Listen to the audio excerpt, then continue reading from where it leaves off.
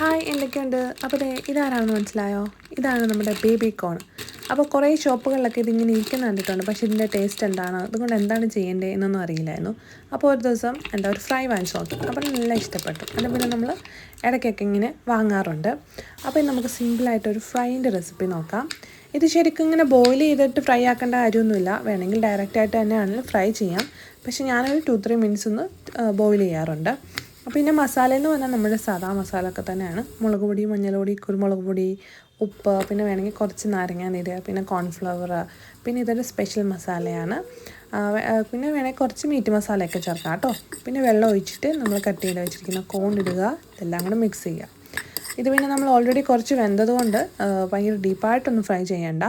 കുറച്ച് ഓയിൽ ഒഴിച്ചിട്ട് ഒന്ന് ഷാലോ ഫ്രൈ ചെയ്തെടുത്താൽ മതി. അപ്പോൾ നമ്മുടെ ഫ്രൈ റെഡിയാവും.